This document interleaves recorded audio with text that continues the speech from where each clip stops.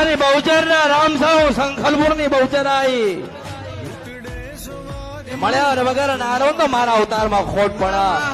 એક હજી એક પેલા કોકને હોની નોટ આલી છે.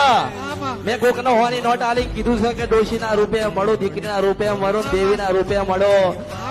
જેમ શ્રાપ આપ્યો તો એમ આશીર્વાદ આપી તને દીકરો ના દઉં તો મારા અવતારમાં ખોટ પડશે. હું મેલડી સા કળિયુગમાં હું શંખલપુર ની બહુચર બોલો. આશીર્વાદ આપ્યા તને.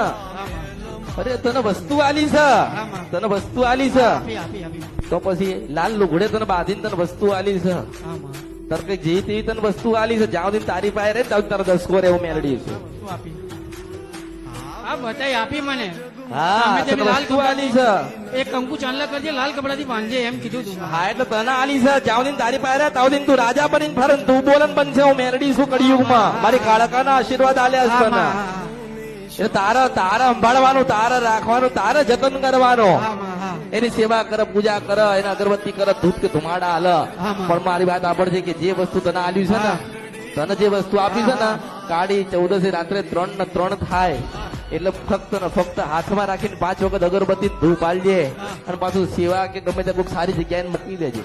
કાળી 14 રાત્રે 3 ને 3 થાય એટલે આની ખાલી અગરબત્તી જ આપજે. આમ કોણ છે કોણ કેવી નહીં કશું જ કહેવા લેવા ખાવા નથી. તને એક માં આલી છે, માં આલી છે. માનો કોઈ રૂપ નથી.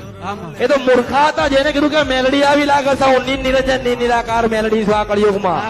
ઓકે કીધું જોગણી આવી લાગે છે. હું નિરાકાર મેલડી છું. એટલે તને વસ્તુ આપી તને માં આપીશ. તારા બધા જ કામ પૂરા થશે, તારા મનના ઓરતા પૂરા થશે, તારા બધા જ દુઃખ દૂર થશે. મેં તને કીધું તું કે દુનિયામાં હજારો પ્રકારના માનવો છે ને. કદાચ મેં ના કીધું કે દુનિયા બધું કરી લે છે.